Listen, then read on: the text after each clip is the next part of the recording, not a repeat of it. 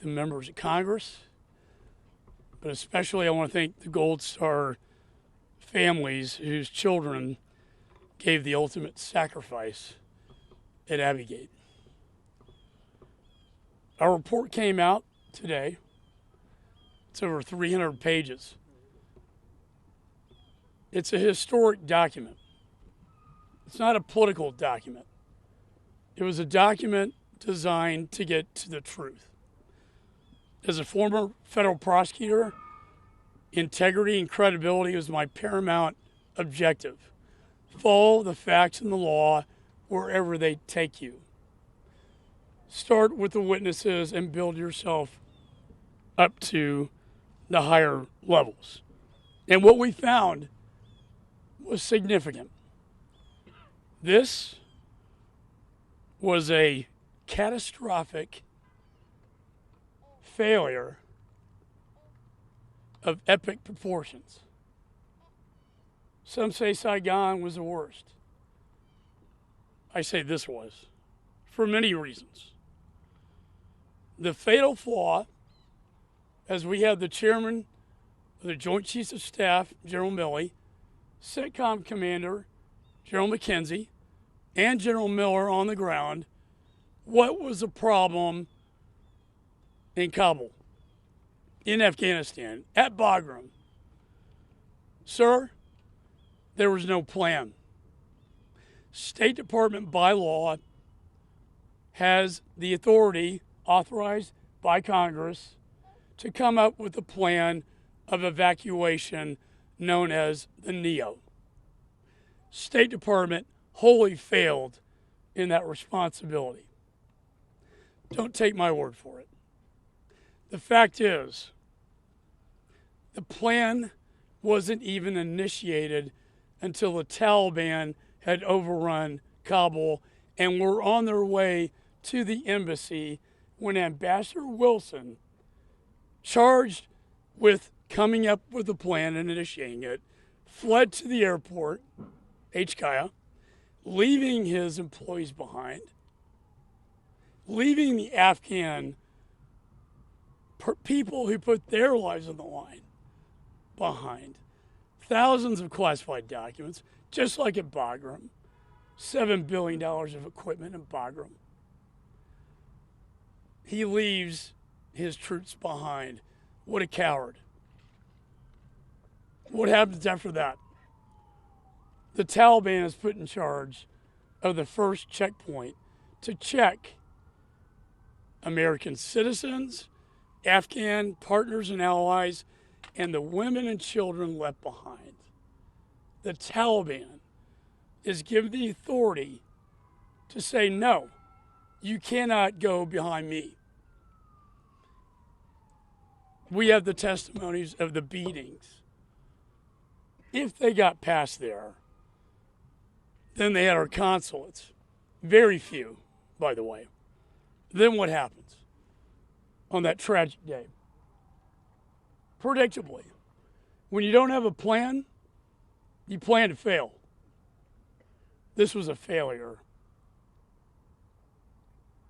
for everyone, but especially these families standing behind me. We knew the day, the time. We knew the gate, Abbey Gate.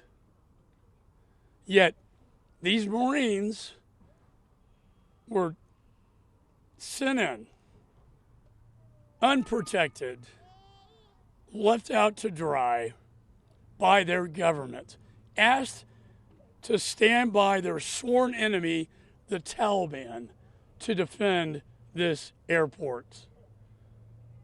And what happens? Suicide bomber, guess where he comes from? Bagram prisons.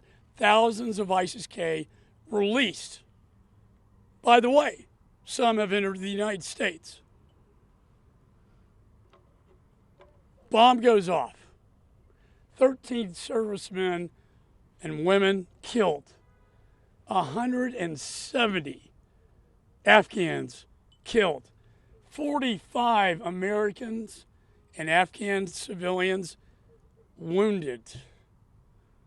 And the sad thing is, It could have been prevented if we just had a plan. It could have been stopped. Nothing will take back their children's lives. Yes, they will be receiving a gold medal, congressional gold medal tomorrow, well deserved, on behalf of their children and loved ones, posthumously. But nothing can bring them back. It was one of the deadliest attacks in 20 years because there wasn't a plan. Lastly, what is the fallout? Saigon? No, this is worse. What happens after Afghanistan falls? Weakness is projected around the globe. Our enemies and adversaries see weakness, not strength. The Russian Federation, within months, moves into Ukraine because they see this is their moment. Then the unholy alliance with Chairman Xi, China, threatening Taiwan and the Pacific together.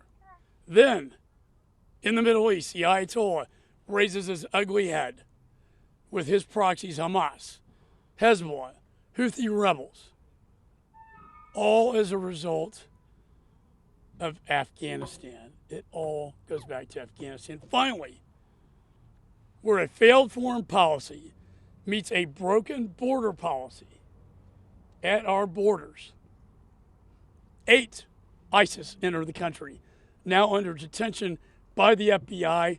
I was a federal prosecutor counterterrorism. There's also a ISIS ring of 400 people being smuggled into the United States. So it comes full circle back to the United States. I want to end with this. This is not political. It took me 2 years. The first year was wasted by the Democrats. They didn't do one thing. I started this. I had to submit subpoena after subpoena, motions of contempt to bring the channel descent cable channel of the employees at the embassy a cry for help so we could get their testimonies.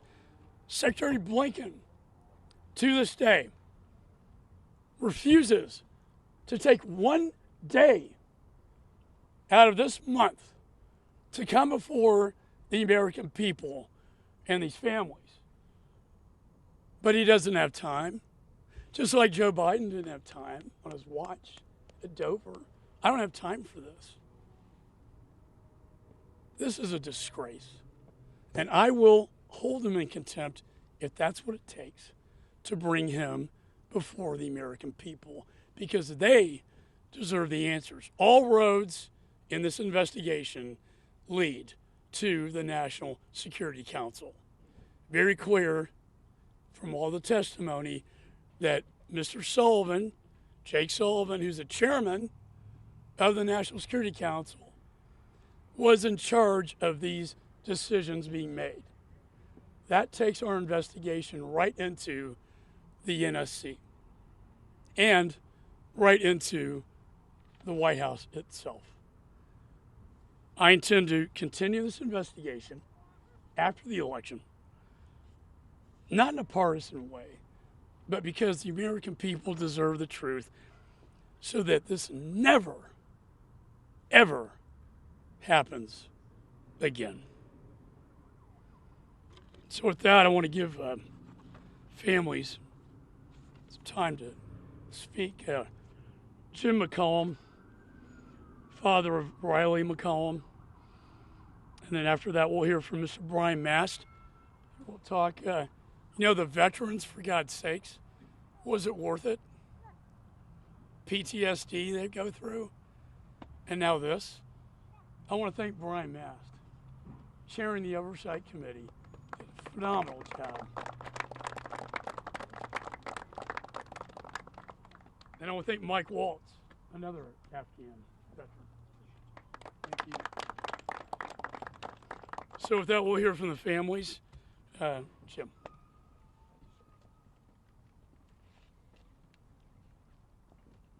Thank you all for coming today. You got to forgive me, I'm new at this. I'm not nearly as good at this as him, so I'm going to have to read my notes.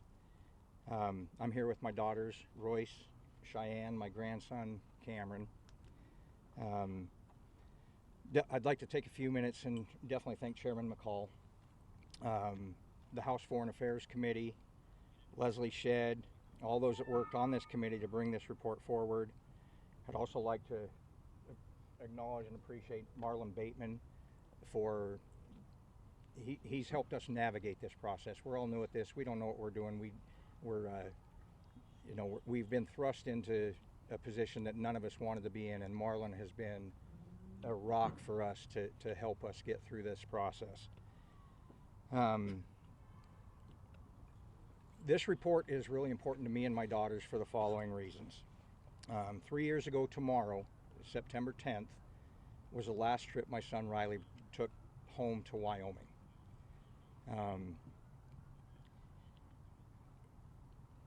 3 days later, his wife, who was extremely pregnant at the time that he came home, gave birth to Riley's daughter, Levi Riley Rose. We have a father who is never going to know his daughter, a daughter who will never know her father, a wife who lost her husband, and a family that is never going to be allowed to grow and be that family unit together.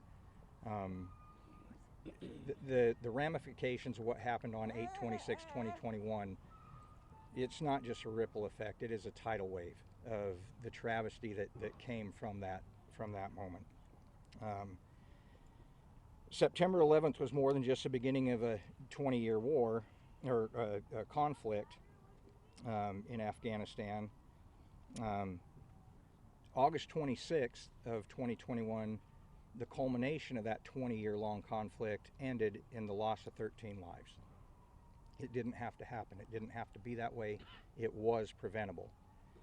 This report lays out a fairly detailed chronological order of what took place, when it took place, and the ramifications of what those decisions were. Over the course of the last 3 years, the families of the 13 fallen have been given several incomplete reports. Key elements of any semblance of a thorough investigation were either left out, ignored, or buried. In April of 2024, we were given another report concerning the events that led up to the suicide blast at Abbey Gate that promised to be an absolute, complete, and accurate report. Yet a week later, CNN shared a video that we were told did not exist. Repeatedly, we were told there was nothing else. There's no more information. There are no more videos. There is no more drone footage. Yet somehow, after a CENTCOM report, we see on CNN something that we were told absolutely did not exist. You can imagine how hurt and disappointed my girls and I were to learn that we were misled once again, that Riley's life, Riley's service, and Riley's death weren't worthy of following the facts and the evidence as they were laid out and as they were true to be.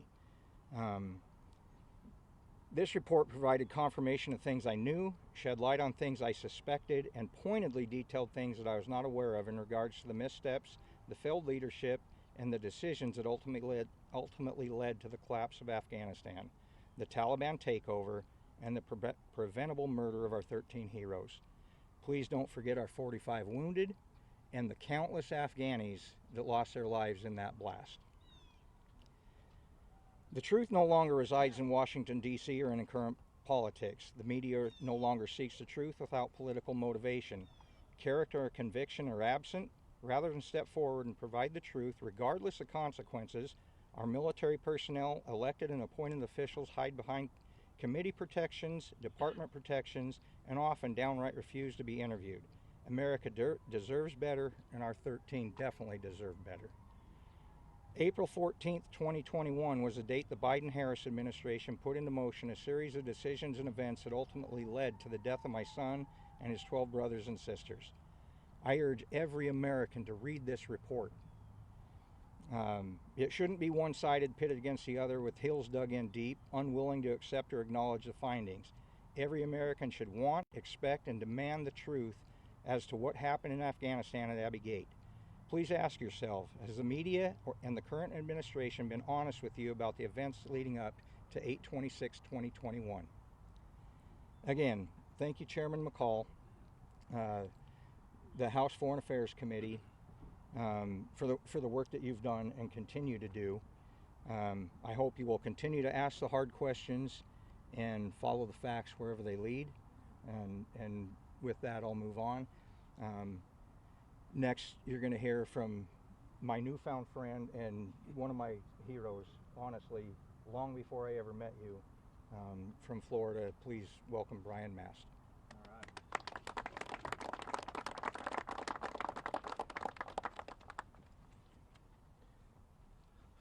For all of you in the media, you don't have to look at any of this as the opinions of Brian Mast or Chairman McCall or Daryl Issa or Michael Waltz or any other member of this. It's not our opinions. Every bit of this is founded within the transcribed interviews, within the interviews of individuals in hearings, the first-person perspectives of those that were on the ground or in the Pentagon or in Foggy Bottom or somewhere else in the Middle East, in the State Department somewhere, offering what they saw, what they witnessed, what they said, and what was ignored. And every single time that I was a part of a transcribed interview or a part of doing a hearing somewhere, the same two things constantly came to mind for me as this was going on. The politics were paramount above everything else. The date for withdrawal, September 11, that was paramount over everything in the very beginning. That was politics over national security objectives. The politics were paramount. Everything that was coming out of the White House during the time to spin what was actually happening, it was making the politics paramount, not the reality on the ground. What was coming out of there never actually reflected the reality on the ground as you look at timeline after timeline. And beyond the politics being paramount, you can look at it and you could say everybody and everything else that was contrary to the politics were to be considered disposable. What any NATO ally had to say or ISAF partner had to say, that was disposable information. What came across in a dissent cable from members of the State Department, that every effort was made to withhold that from us, that was meant to be disposable information. What came through from anybody in the Pentagon? Disposable information. Analysis to use a different time, a different season, when fighting was not so prevalent in Afghanistan, disposable information. Whether to use a different air base, a different location, a place more suited to the tactics of that kind of withdrawal, disposable information. And making all of that disposable information made the lives of our service members disposable. That's how they were treated. They literally cost the lives of 13 Americans, many more Afghanis, countless more that we don't know about because they were left behind, because the politics were paramount in all of this. That's my opinion on what I came away with after sitting through those interviews, hearing the people speak that were called by both Republicans and Democrats alike. That it was all about the politics and everything else be damned. And that meant that the only ones that paid any price for all of the mistakes that were made were the children of those that are with us today. Those are the only ones that paid any kind of price. And there's only two people that can change that. That's Joe Biden and the person that he said was the last person in the room, Kamala Harris. It's up to you to make sure that more are held accountable. Get the message out, read the report, read the first-person accounts of what took place, what was said, what was ignored, and what was disposed of, and help get the truth out there, because that's what this report is. It's a report of the truth. I'm going to bring up one of our fathers, a friend, Herman Lopez, father of Hunter Lopez.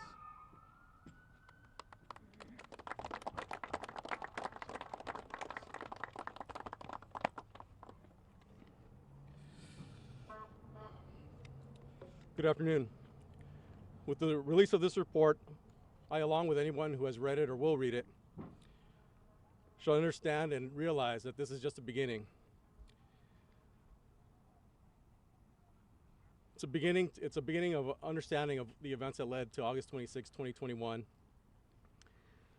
and what led to the death of our sons, our daughters, our families. This report represents the beginning and by no means should be taken, much less accepted, as a complete review of the withdrawal from Afghanistan. It's only the beginning. I want to thank Chairman McCall, thank Speaker Johnson, Congressman Issa, for all of their efforts in getting us to this point and being supportive in this investigation. As a father, I'll do whatever needs to be done to get answers from my son, from my immediate family, and for all of our Gold Star families. I extend an invitation and a challenge to those who have resisted cooperating with this investigation and this review. A challenge to do what is right, regardless of politics. To give Gold Star families answers, and more importantly, to do what's important for all of America.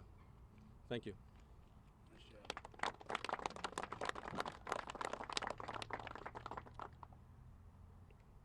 Up next will be Coral Doolittle, mother of Humberto Bert Sanchez. Oh, then, okay. All right. I'm sorry. I'll go and then give it to her. I'm It's sorry. all right, buddy. Yeah, it's all good, buddy. It's all good. It's all good, man. Well, thank you, Mr. Chairman. Thank you to all the members, all the staff that participated in this. I just want to take a moment to knock down some ridiculous narratives that I've seen emerging over the weekend. We saw Biden's Secretary of Transportation, I don't know why he decided to opine on this, Pete Buttigieg, saying that this was a completely politicized and kind of vacuous document. But then at the end of the interview, he admits he hadn't even read it, right? We're hearing, unfortunately, from the Democrats, including Ranking Member Meeks of this committee, that this is a political document, that the timing is all political. You know what was political?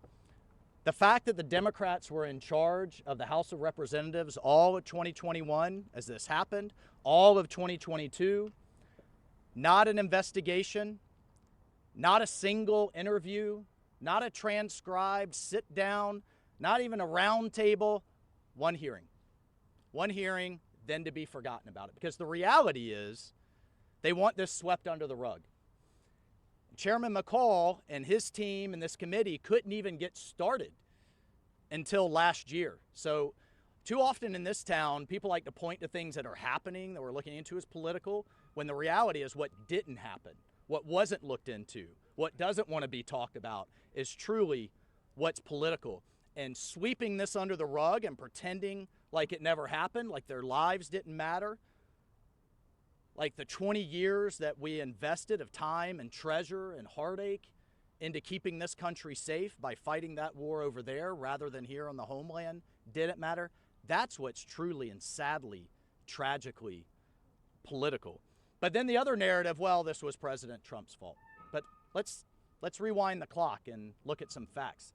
Every president since 9/11 negotiated with the Taliban in some form or the other. President Bush tried to negotiate with the Taliban. President Obama tried to negotiate with the Taliban. Heck, the Bo Bergdahl and that trade was a confidence-building measure in negotiations with the Taliban, and we saw how well that went. So yes, President Trump entered a deal, but it was a conditional deal. And when his team came to him and said the Taliban had not lived up to 6 of the 7 conditions, they were not negotiating in good faith with the Afghan government. They were not reducing violence around the country. They had not broken ties with al-Qaeda. And I can go down the list. President Trump said, fine, deal's off. Bagram stays, our special operators stay, our intelligence operatives stay, the embassy stays, NATO stays. And when he left office, all of that was in place. The other, just fairy tale that we're supposed to be led to believe is that, well, the Biden administration was stuck with this deal. Let's walk down the list of Trump administration policies Biden and Harris and their team had no problem reversing when they wanted to. Let's get back into the Iran deal that President Trump had pulled out of. Let's get back into the Paris Climate Accords that President Trump had pulled out of. Let's reverse everything and anything to do with securing the border. Heck, let's cancel an entire pipeline, Keystone XL, that was practically already built with $16 billion invested and over 10,000 workers working on it. They could erase a physical pipeline, but yet they're going to be stuck with this deal that President Trump said the Taliban haven't lived up to. And then I think what's most insulting to these families and every veteran that served there, to the Green Berets that I lost there and their families, is the lies and just the total lack of responsibility or accountability out of this administration. President Biden, the generals supported this. They didn't tell me that we needed to leave somebody there. The 3 4-star generals in charge of this operation have all contradicted Joe Biden and Kamala Harris. So which is it? Our NATO allies fully supported this. The United Kingdom censored a sitting president for the first time since George Washington, the United Kingdom Parliament. We only have 100 Americans that want to leave, that can't leave. Quietly revised to 800 months later. Our Afghan allies are going to be okay, being hunted down by the Taliban as we speak. There's no Al-Qaeda. The UN's pointing to 6 to 8 Al-Qaeda training camps. ISIS is back, Al-Qaeda's back, and their current commander for the Middle East, ISIS is capable of hitting the homeland within 6 months. Lie after lie after lie. So on top of the no transparency, by the way, if this is an outstanding success, why did he have to issue subpoenas? Just give the documents for an outstanding, successful operation. Not only has there been no accountability, not a single person fired. In fact, they're being promoted. The woman in charge of the evacuation is being nominated to be ambassador for Iraq. But the thing that's most insulting in talking to all of these families is they just want to know that they've learned their lesson. If they would just get a phone call, not even a meeting, would you guys just take a phone call saying, you know what, we did a lot of things wrong. Those responsible are being held accountable, not promoted. And we've learned our lessons if we ever have to do this again, so this doesn't happen to future generations of Marines and sailors and soldiers. That is truly all they ask for, and they can't even get that. In fact, future generations of Americans are going to have to go clean up this mess if our homeland gets hit again. And that blood is on their hands, and this report lays it out in their own words. You should be commended, sir. The nation owes you better. The nation knows those future service members better. And I'll tell you what, as long as I'm in this office, I don't care what boards they go sit on or where they go, we will hold them accountable. I hope their conscience holds them accountable. I hope they never get another night's rest for what they've done. Thank you, Mr. Chairman, and I will now hand it over to Ms. Coral. Please.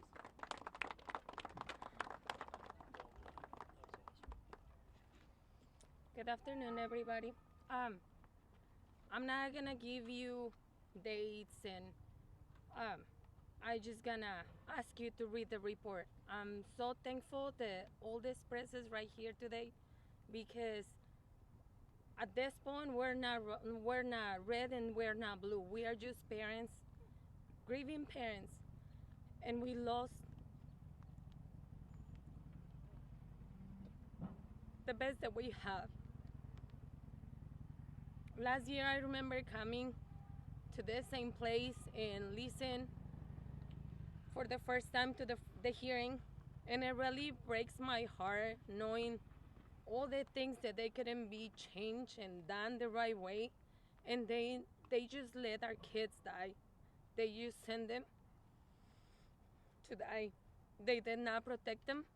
They did not care, because they were not their own kids. It was our kids. After that, I realized that my kid didn't have a voice. I was not gonna bring my kid back But I know that there's so many that are still here. They are suffering with PTSD. Our own families are struggling with PTSD. And we don't want this to happen again. All this, it was because of this bad administration. I told you, don't be red, don't be blue, don't hate a person. Read, please.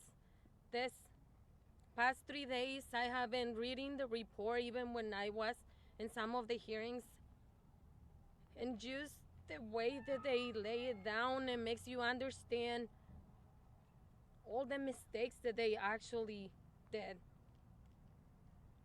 Our kids' lives matter a lot to us parents. If for they are trash and they are replaceable, they are not for us.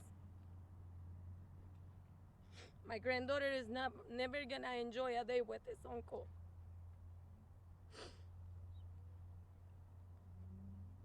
This nation has to be aware of what happened, and they need to be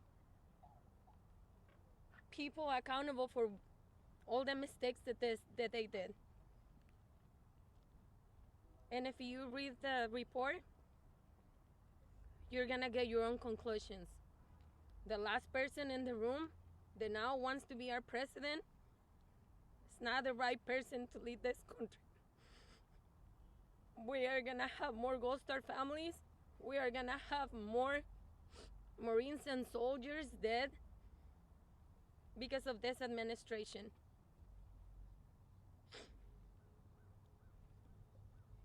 Please read the report, get your own conclusions, and never forget our 13 soldiers. I'm gonna introduce you now to Representative Joe Wilson, Chairman of the Middle East and Northern Africa Subcommittee.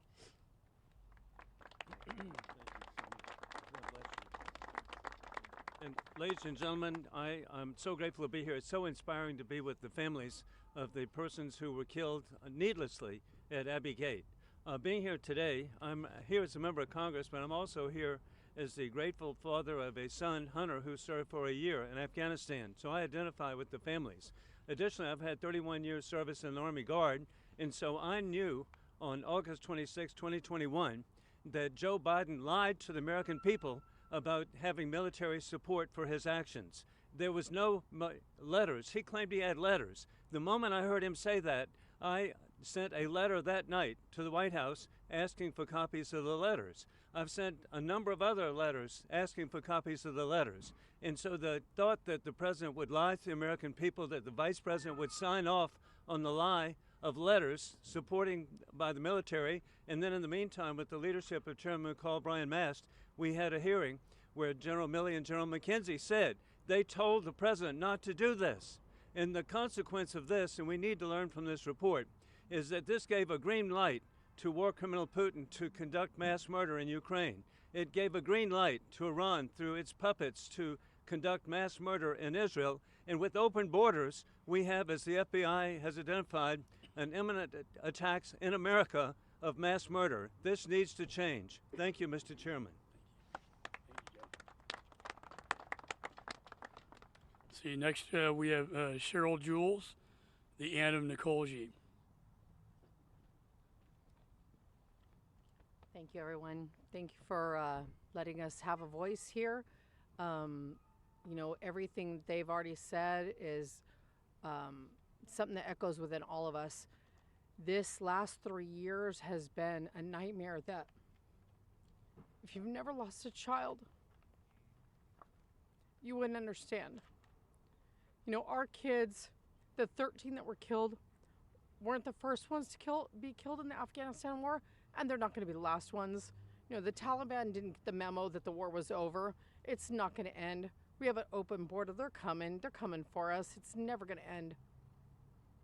But the failures that happened that led up to this are unconscionable. And everybody that says we're being played, we're pawns, all these other things, for us is not political. None of us asked to be put in this position. You know, this is just where we're at. Our kids were killed and we want answers. And for the first 2 years in a Democratic run House, there was no investigation. It wasn't until the Republicans took office and Chairman McCall started opening these investigations that we started actually getting answers. We didn't ask to be put in this position. We're not trying to be political. We just want answers. You know, we get so many comments from so many veterans for a 20-year war, people who up until that end of this war, until August 31st, that said, you know what, I lost a leg, I lost an arm, I lost 2 legs, half my face. They all said it was worth something because they believed that they were making a better country. They were giving people and women and children and little girls a chance of having peace and freedom, the things that we all take for granted. And they thought it was worth something. When this war ended, it was all thrown away. We left thousands behind. The 100 that they claim that were left behind, we're still pulling them out. And it's despicable. You know, people who started out 16 years old, the United States came in, promised them a better life. They wound up growing up, getting married, having children, having wives that went to school, making better lives. They became doctors and engineers. And we promised them, if you help us, we're going to give you these SIV visas. When we left there, we left them all behind. There was literally no concern left for any of them.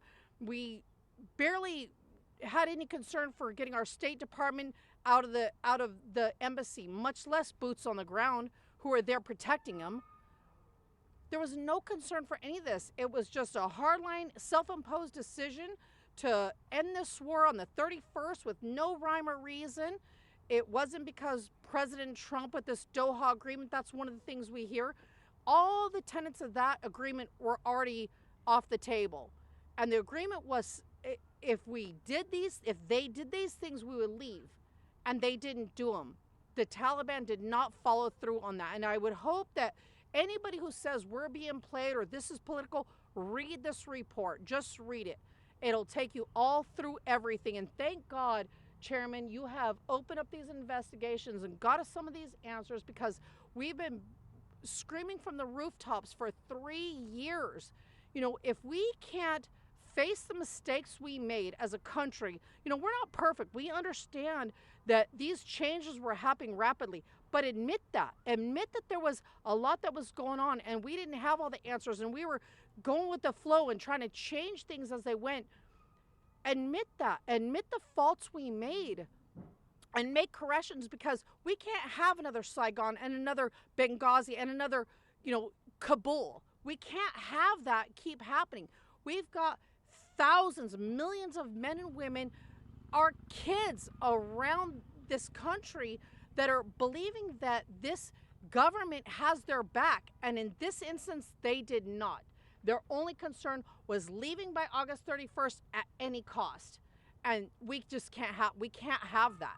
And it's unfortunate that it's turned into this big political thing between Republicans and Democrats. And we've been attacked, frankly.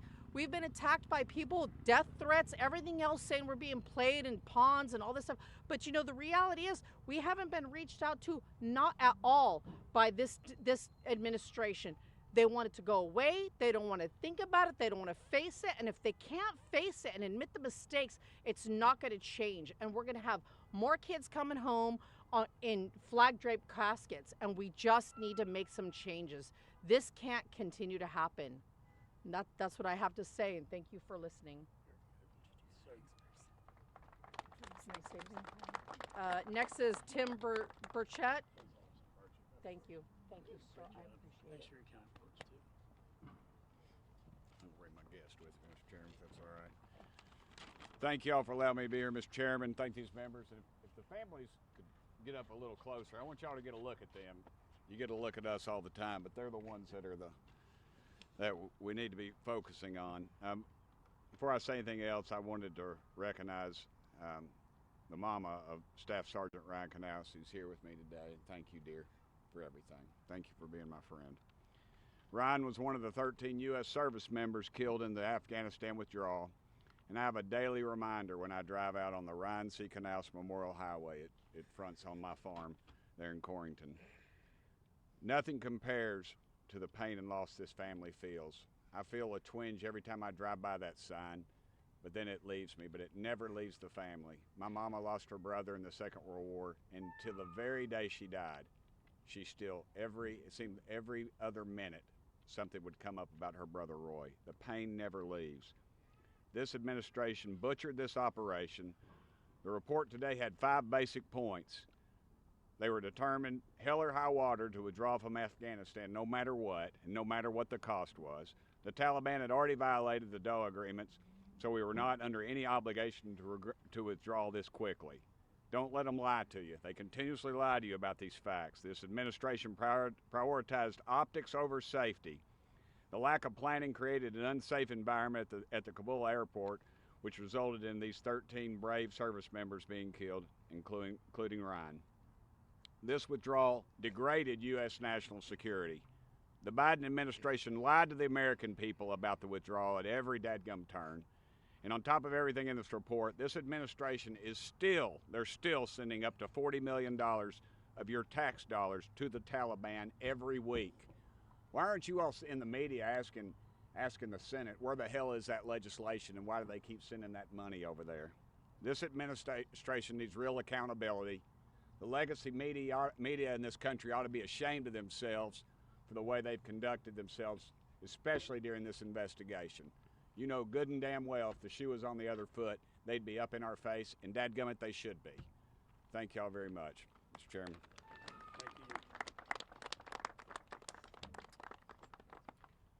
Next, we have Paula Noss, the mother of Ryan Noss. It's hard to follow that one. My name is Paula Canals Self. I am the mother of Tyler Christian Canals and Army Staff Sergeant Ryan Christian Canals. Almost 3 years ago, Ryan was killed with 12 other service personnel in the non-combative evacuation operation in Kabul, Afghanistan, in August 26 of 2021. Ryan did know he was ready to go back that second time to Afghanistan. What he wasn't ready for was the politics that came with it.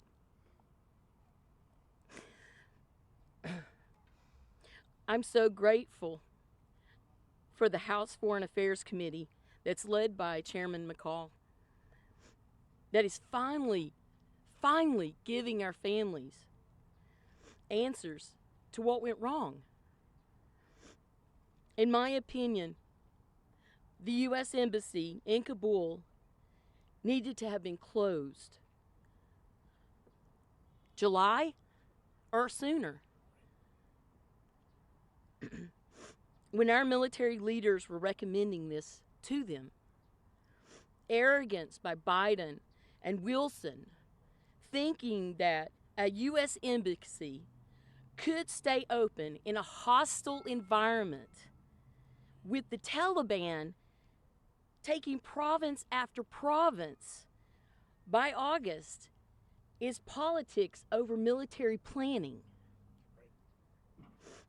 The go to zero policy by Biden and Harris accelerated the Taliban to overrun the Afghan armed forces. And then they took Bagram Airport, wherein they released all of the ISIS prisoners that they're supposed to hate so much. And that ultimately led the ISIS, at least one of them that we know of, to the Abbey Gate, where he strapped on a bomb and he blew our kids up. And the funny thing is, the Taliban had the checkpoints that the ISIS members could go through. It's amazing, isn't it? Do you really think terrorists that are sworn enemies to each other will not work together if they know they can humiliate or cripple the United States of America in some way? That's why the Doha Agreement did not work for Biden and Harris. Because what they meant to do was put it on a timeline, and what it was meant to do was be conditional upon what the Taliban was doing and not doing. Biden then goes on camera to announce our troops' movements and our timeline. What are we going to do with that? Our troops are over there. We're on live TV with our troops sitting ducks in that airport. So many lies and cover-ups by this administration. I speak to Americans. We have been in a downward spiral since the Biden-Harris administration took office. From the ISIS terrorists that were recently caught this year in the United States trying to come across, our southern border, which we opened up by the Biden and Harris administration. Look across the nation right now. We have housing costs that are unbelievable for our people. We have grocery bills that are getting astronomical. We have children being taught things that we never dreamed would be taught in school. This has to stop. We have to stand firm on values that make this nation great again. President Trump is certainly not perfect, but he is a far better choice, in my opinion, than the mess that Biden and Harris have created since Kabul and onward. Remember this in November, Americans. Stop and think about what is going on with the insanity in our country. From the time Kabul happened, it has downward spiraled. And in honor of our nation, our military, including Ryan and the 13 all together, I want to thank you guys for coming out today, because this mama is going to see it through. She wants to see this country be great again. Thank you.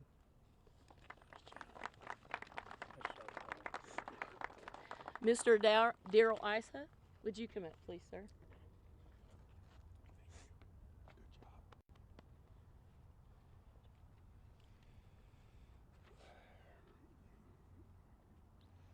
Kelly, Darren, would you come on up?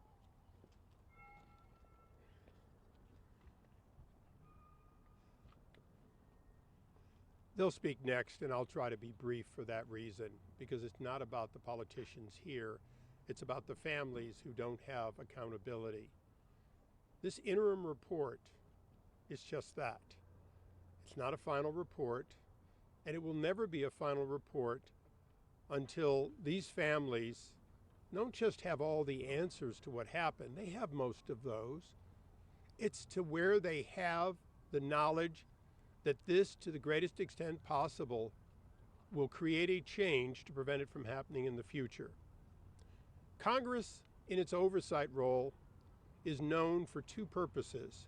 One, a legislative purpose. There may not be a legislative purpose to all this. The second one is oversight to determine whether the policies and implementation of existing laws have met the requirements placed on it. Clearly, this is an example.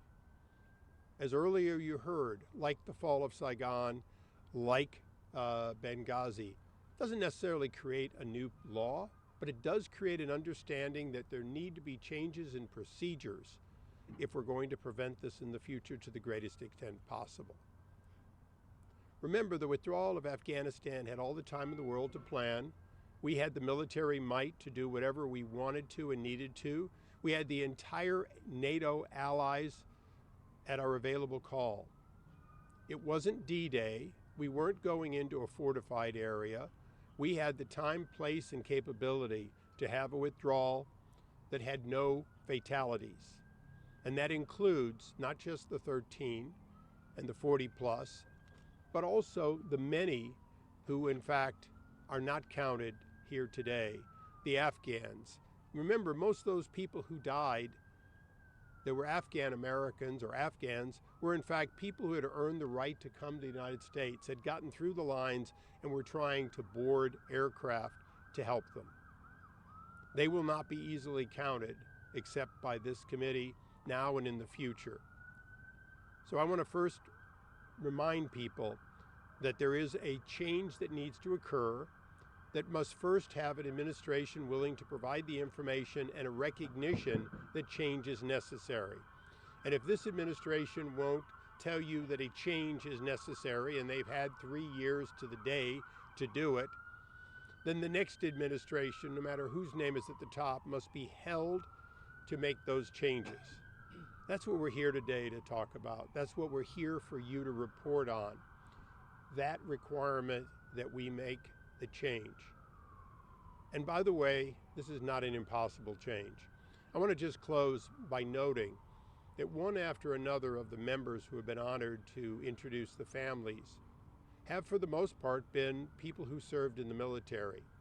The Foreign Affairs Committee has, at least on our side of the aisle, far more members who have served in the military than you would expect of a peace committee. And there's a reason. Every one of us who have served in the military understands that we'd rather have the State Department and the other programs do the work of preventing war. War is not something that these families wanted or that their loved ones wanted. It was something that came from failures that go back decades. We cannot ignore those failures either. And so for the families, let's make sure that this committee and the men and women of the committee, which includes a great many of us who have served in the United States military, do all we can do to keep this from happening again in another way. Make sure that our enemies fear us, our friends can count on us, and that our foreign policy is one that is understood that will not tolerate the kinds of things that are going on around the world as we speak. That's what I want you all to remember as you listen to the families. Our job isn't done. Thank you.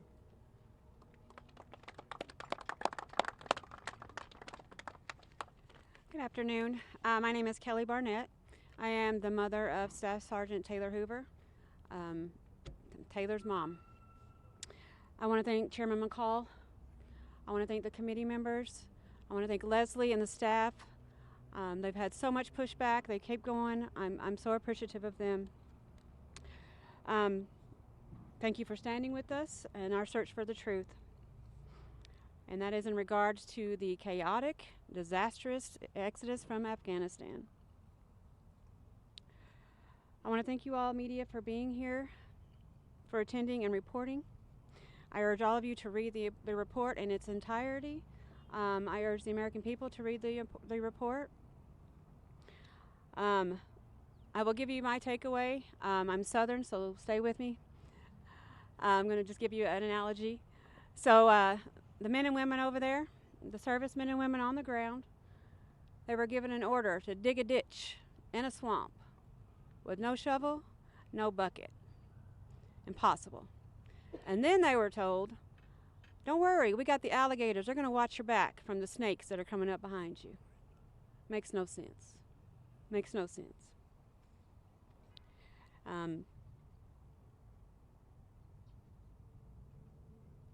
Yeah.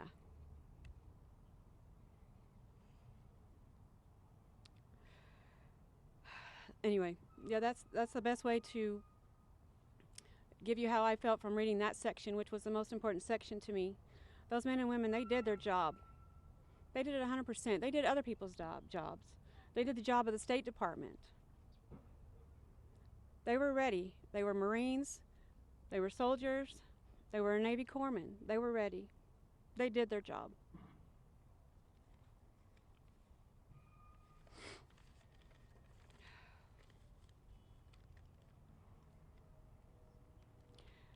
There was no regard for their well-being. 13 killed, 45 wounded, 170 civilians killed, thousands of service members that were on that field. They're scarred for life. Collateral damage. My son lived. He breathed. My son was loved. My son loved so deeply.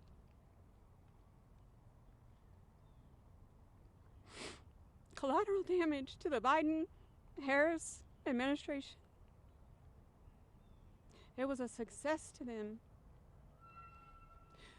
This report will show this was an intentional disaster orchestrated by the incompetent Biden-Harris administration. I have a plea to the media, the press here. Some of you I've talked to many times. I consider you friends. No matter which side you're on, I don't care. Report this as it's written. Do not spin it. Do not spin it. Report it as it's written. We deserve that. I deserve that.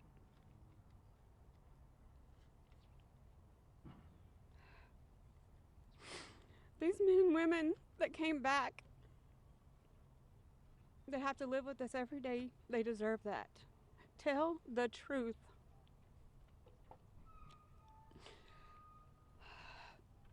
I don't want to be here today. I would rather be on a beach in La Jolla watching my son and his sisters attempt to snorkel. That's gone. I will never have.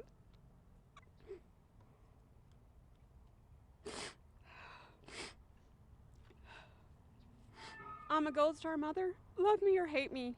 I don't care. It's not my concern. I am here. I will fight for what's right until the end. Thank you.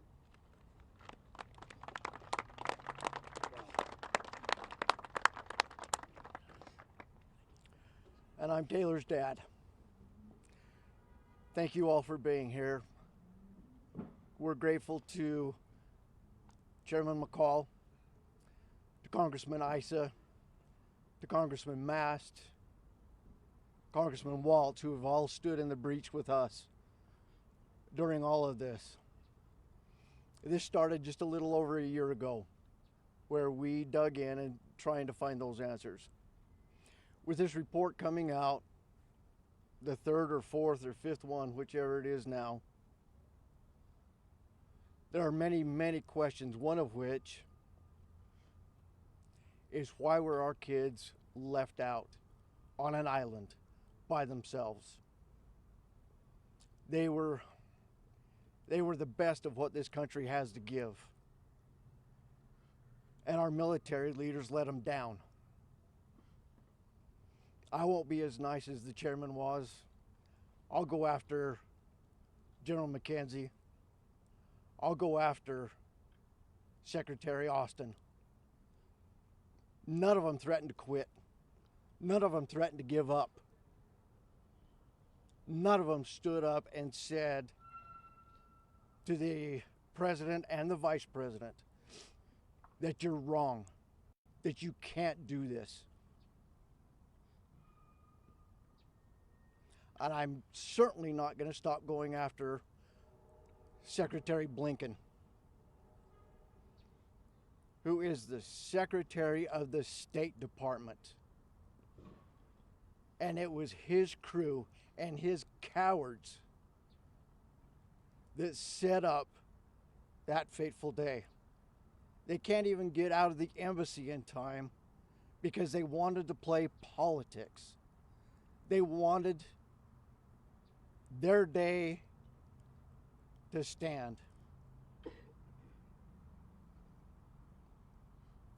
Now I urge all of you, again, as everybody said, to read the report. Do it honestly. Report it honestly.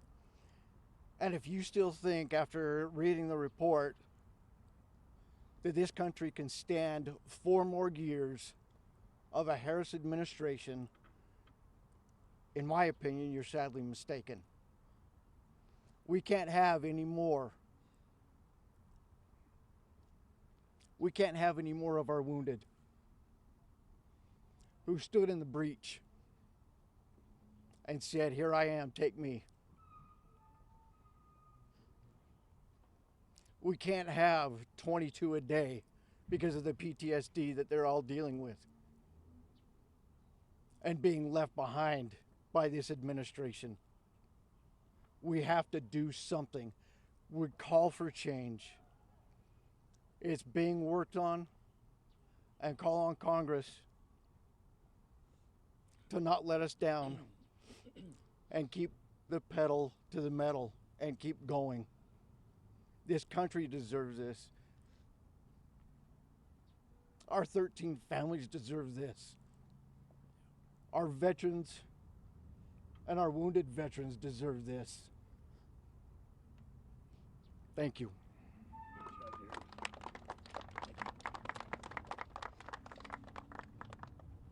See you next week. We have Representative Michael Waller. Thank you, Mr. Chairman. To quote Joe Biden, this is a big effing deal. And the reason is because for the first time, Joe Biden, Kamala Harris, Secretary Blinken, Secretary Austin, the military leadership, and this administration are being held accountable. Accountable to these Gold Star families and accountable to the American people. For 3 years, they've lied. They've obfuscated. They've tried to cover up. They've misled. All because they didn't want to take accountability for the disastrous withdrawal. That was based on a time frame because Joe Biden wanted to say that when the 20th anniversary of 9/11 hit, we were out of Afghanistan. That is the only reason that we're standing here today, because he allowed politics to be his guiding light. He allowed politics to determine when we withdrew from Afghanistan, as opposed to the conditions on the ground, which is what the Doha Agreement called for. Joe Biden and Kamala Harris, who proudly tells everybody she was the last person in the room.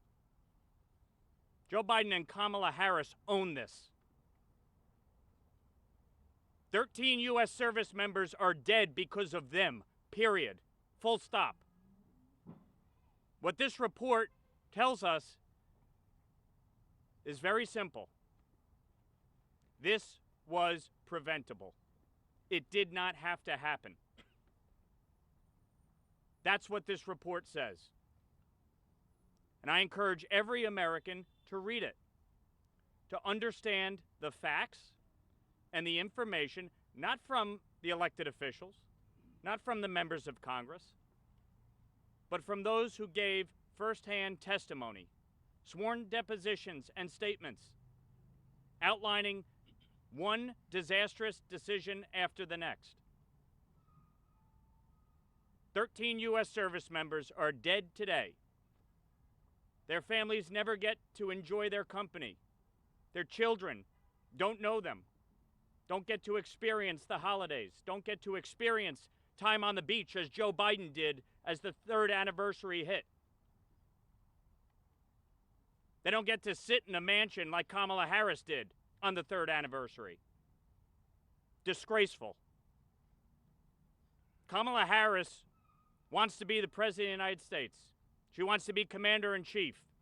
She needs to answer for this report immediately. If any of you in the press actually get the opportunity to ask her a question, don't ask her how she's feeling. Don't ask her, what's your day like? Don't ask her about what it's like to be the first female potentially to be President of the United States.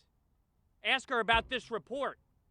Ask her about her decision to withdraw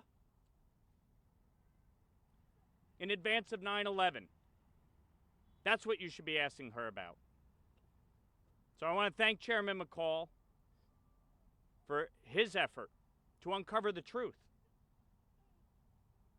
to get accountability for these families, and to make sure that this never happens again. And let's be clear, this is just the beginning, not the end. There will be a reckoning for this administration and everyone that is accountable for these decisions.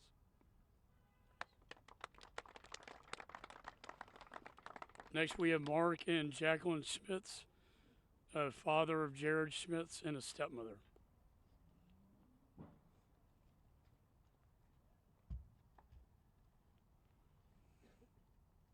Wow.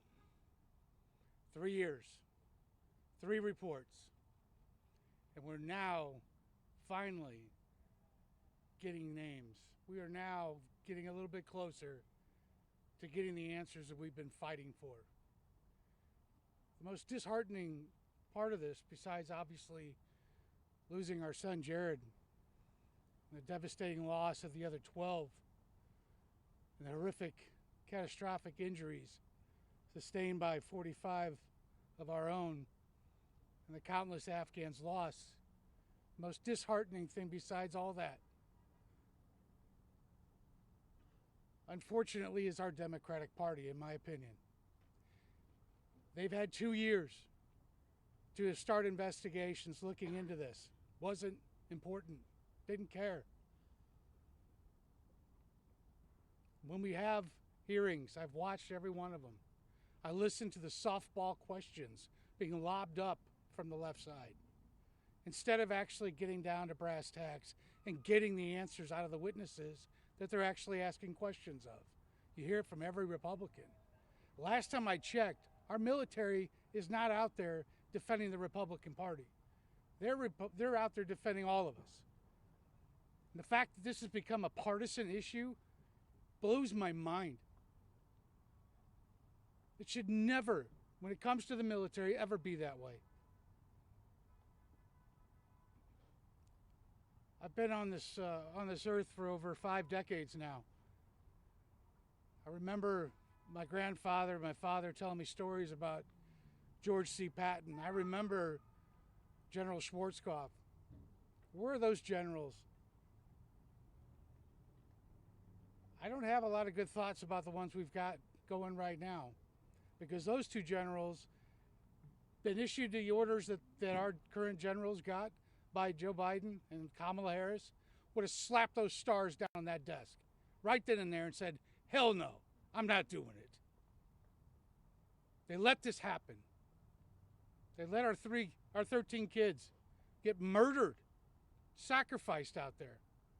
And they have done nothing but try everything they can to make this go away and cover it up.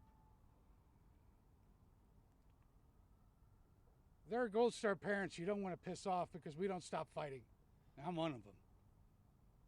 Like Paula said, I'm going to see this to the end as well.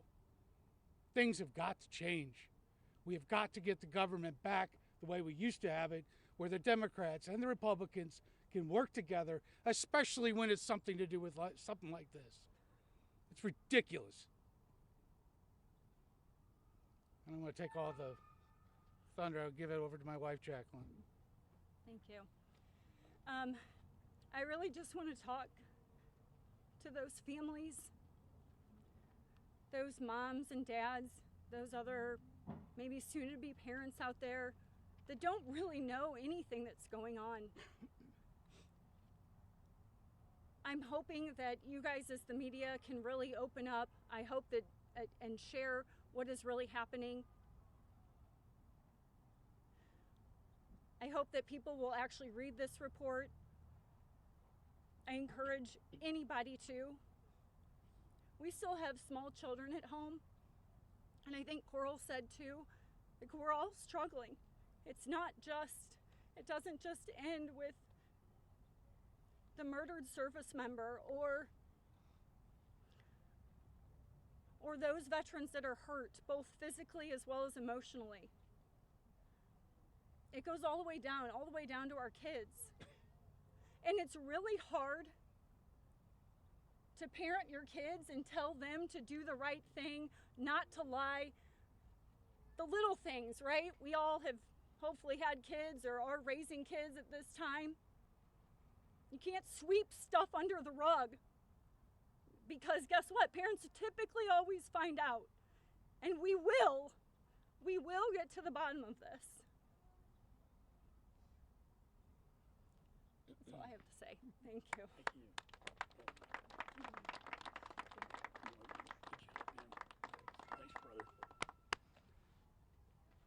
when I first became chairman of this committee and started this investigation, a very brave soldier came to me. Courage under fire. He was a sniper. He was a sniper at HKIA. He is the survivor of Abbey.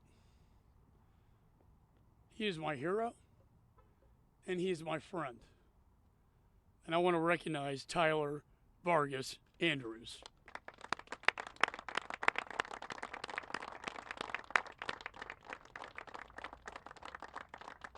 Because this man had the courage to come before Congress, the American people, and the military brass and speak truth to power. He told me, sir, I had him. I had the suicide bomber in my sights.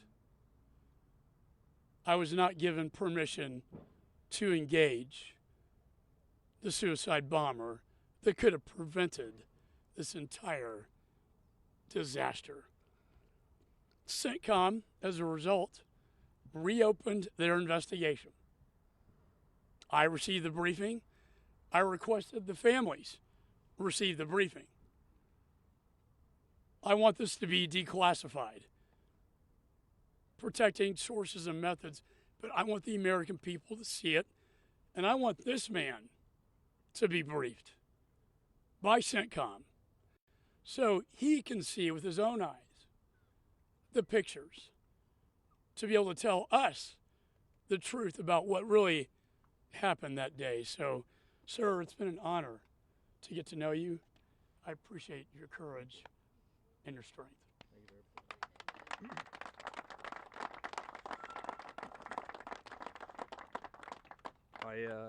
I don't have much to say, but I think what's important, especially with the third anniversary that just happened of August 26, 2021, and the entire evacuation, is that people understand. You know, I say I'm not left or right, I'm American, but at the end of the day, the only thing that matters is that these families and the entire global war on terror veterans and every single family, child, mother, wife, husband, father, extended family that was affected by that and by those decisions the last 20 plus years, they get their answers and they get their accountability. So please, this is what's important, these families, and that they get those answers. That's all that matters.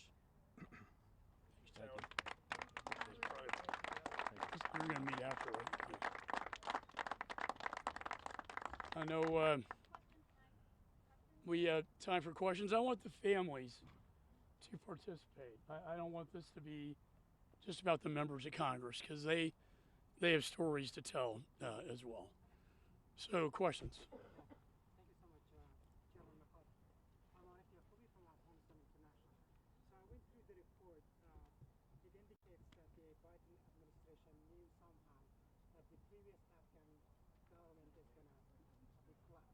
But didn't pay attention to and didn't plan accordingly to withdraw the United States right.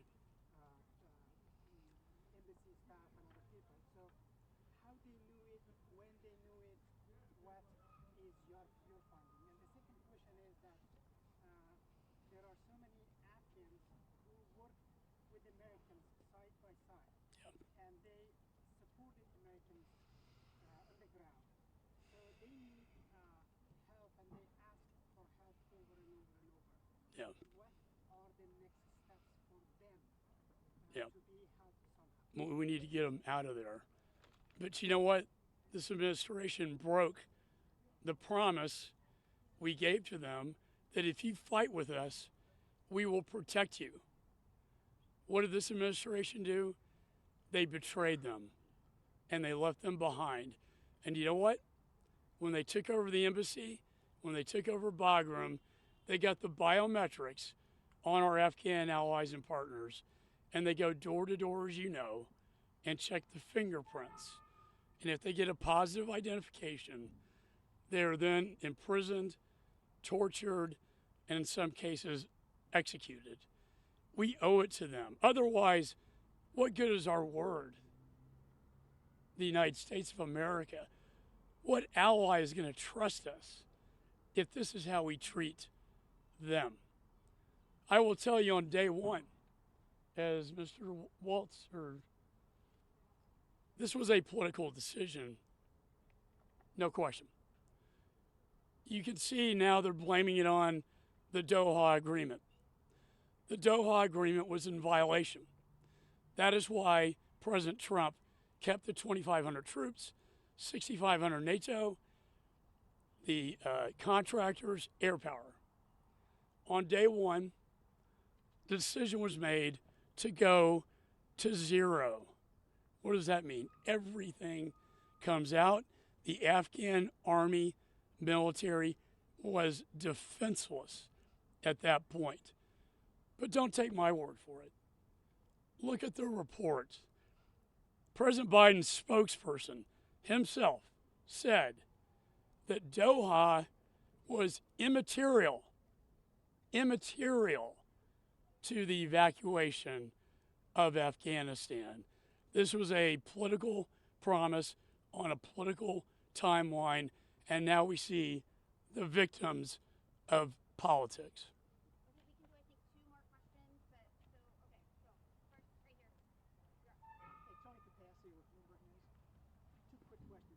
Should the United States still be in Afghanistan? I read the report closely, and I didn't get a feel for it. I got a feel for the ramifications of us leaving. But should the United States still be in Afghanistan at some point? Two, can you help the reader of the report understand specific examples where Vice President Harris had input into the decision-making versus Biden-Harris administration? I did a Control-7. I couldn't find any specific examples. Well, let me take the first question. They've kind of blown it. I mean, we had stability with a very light footprint. You know, we have 30,000, 25, 30,000 in Korea, 100,000 Europe. We're talking 2,500, 6,500 NATO. NATO didn't want to leave. Air cover. What did we lose? Eyes and ears on the ground. Intelligence, surveillance, reconnaissance, ISR. We cannot see now into Afghanistan except through over the horizon, which doesn't work. We can't see Russia, China, and Iran either because of this tragic failure in foreign policy. We can't see all of ISIS gathering in the Khorasan region of Tajikistan, Pakistan, Afghanistan, making their way to the United States of America. That is what they did to us. And they emboldened the unholy alliance of Putin, Xi, Ayatollah, Kim Jong-un. Second question. Kamala Harris was in the room when the decision was made. She says, I was the last one to leave. If she agreed with our generals and the intelligence community, she wouldn't have agreed with the president. But she did. She said, I 100% agree with the president's decision. She was there. In fact, 2 weeks ago, on the anniversary, when these families are at Arlington Cemetery, grieving the loss of their children, trying to invite their guest, the President of the United States, and then they get harassed by the Army. What does she call it? She called the evacuation brave and courageous. And they call it a success.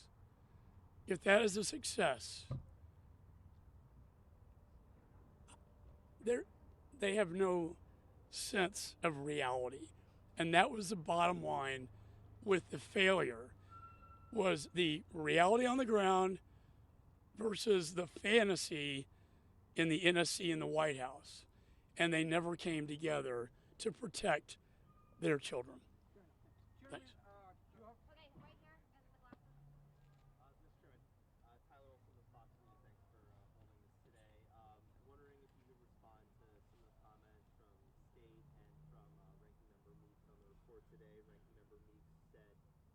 it was a coincidence this came out the day before the presidential debate. The State Department called it cherry-picked, scoring political points in the scandal over. Yeah, they called it cherry-picked before they even read the report. I would ask you to read it. It's very professional.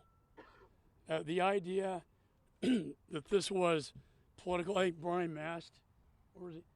He and I on day one said we do not want this to be a political exercise. We want this to be a truth-seeking mission. The timing. The Democrats had 2 years in the majority after Abigate, and they did absolutely nothing. On day one, I put this man in charge of oversight, and I said, this is going to be one of my #1 priorities. You know what? When you have an administration that will not respond, when you have an administration that will not cooperate, when you have an administration you have to subpoena for documents, when you have a secretary you have to threaten with a contempt proceeding to get the dissent cable from the employees at the embassy, what does that do? It slows down the process. Jen Psaki took us 8 months to get her before our committee. So I would say, no, the timing was not by design, nor was it political. What was political was the obstruction that took place between my investigation and the State Department that continued to obstruct our requests. Their goal, in my opinion, was to push us off after the election so they would not have to deal with the truth. You have several investigations on the Hill.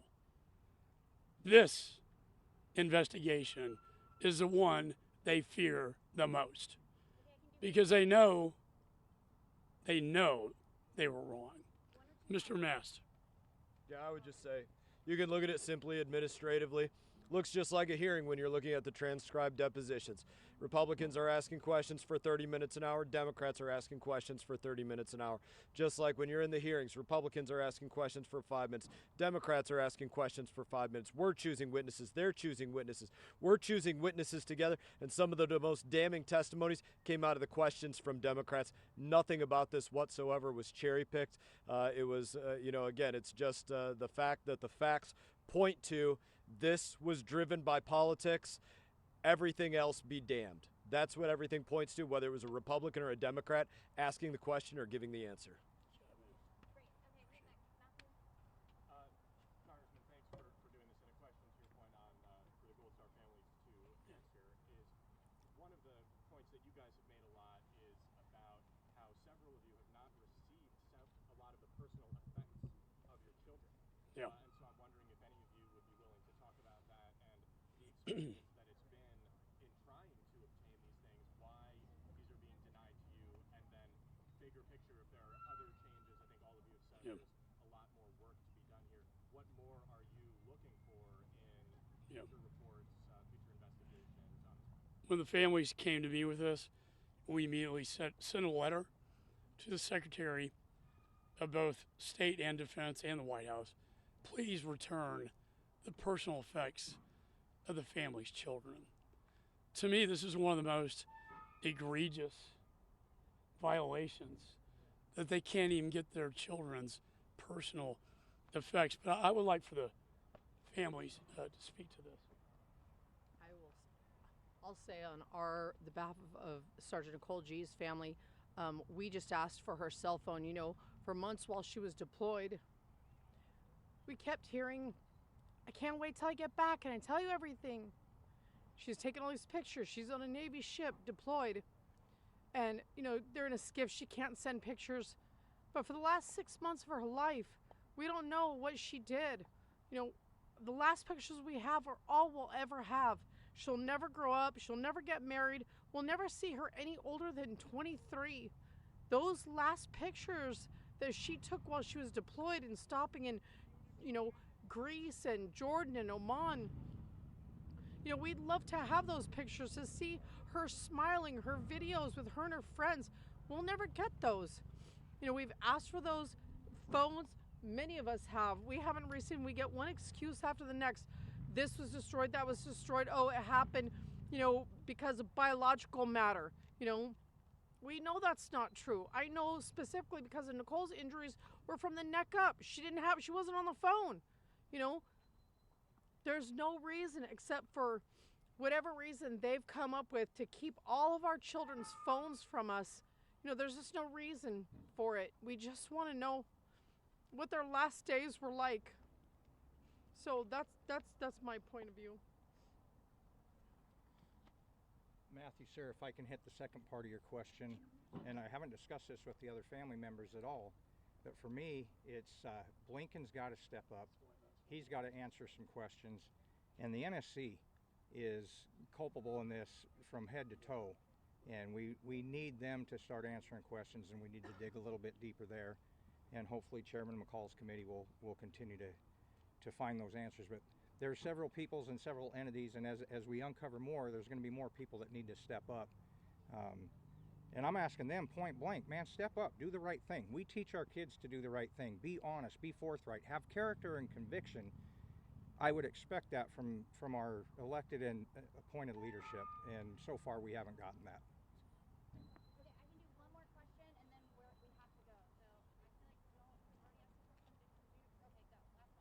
Mr. Chairman, your report seems to single out mostly state and NSC, but not much in the way of DOD.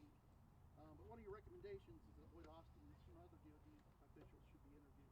Do you think the military handled this perfectly or without fault? No.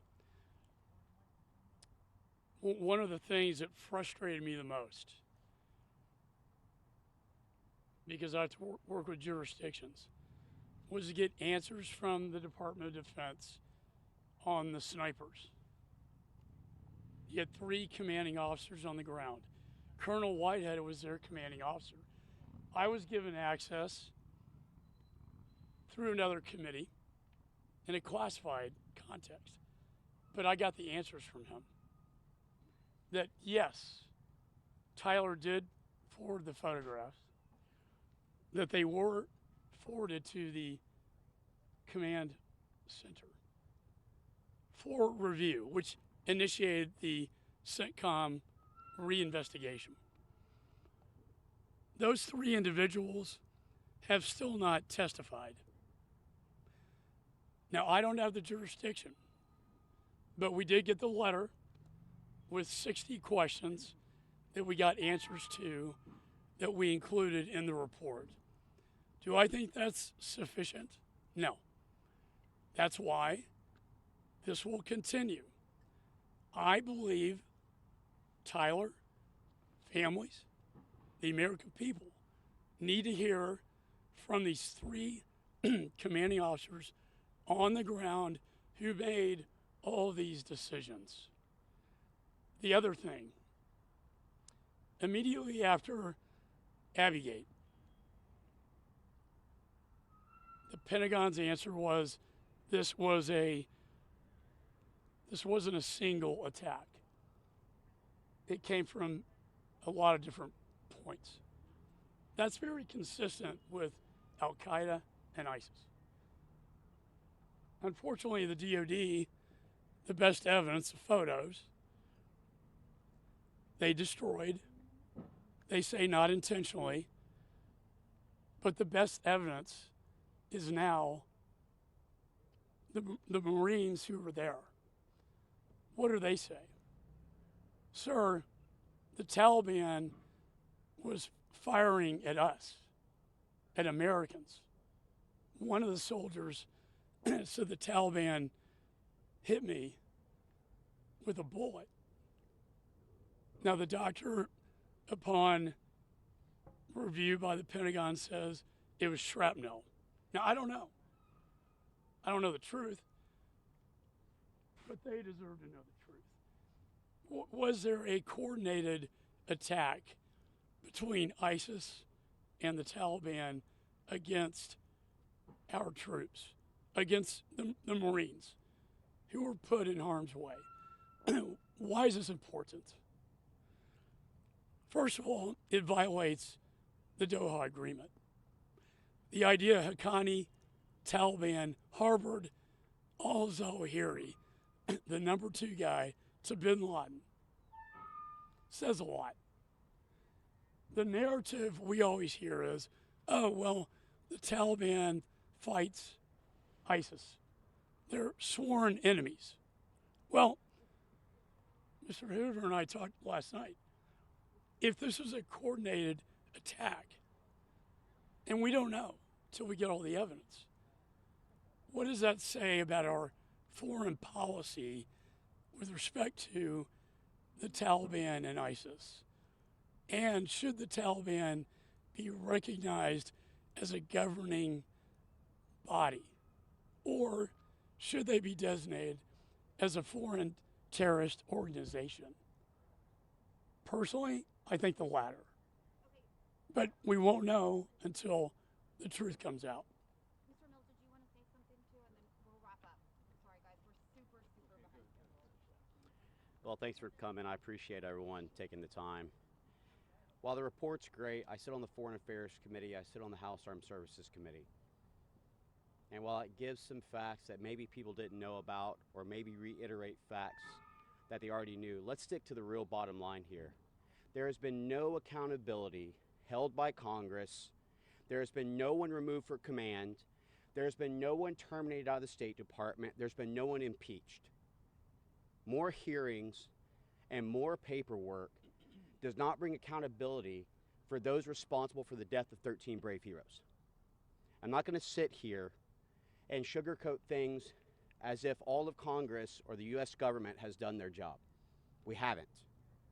If we had, we wouldn't be sitting on the 3rd anniversary still waiting for someone to be terminated or held accountable. And let me be specific.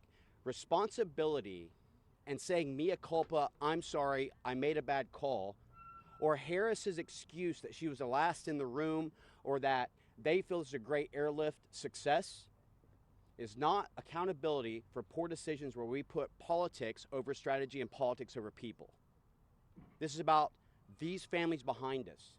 This is about the 13 brave heroes who paid the last full measure, who sacrificed 2 lives, the one they were living and the one they would have lived.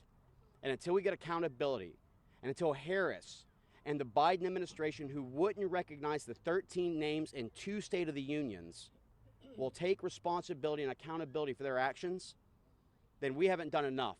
And I'm going to keep fighting until we do. Thank you. As a fellow veteran, you need to be aware the American military has been abused by Biden-Harris, and that we have civilian control of the military, and so the military really have been following orders. Well, the orders have been lies, and so sadly we see that before us today, but indeed we know that General McKenzie, General Milley have both said that they advised Biden-Harris not to surrender in Afghanistan, and so that the military has been abused, and we really have a choice of war through weakness or peace through strength in the upcoming election. Thank you.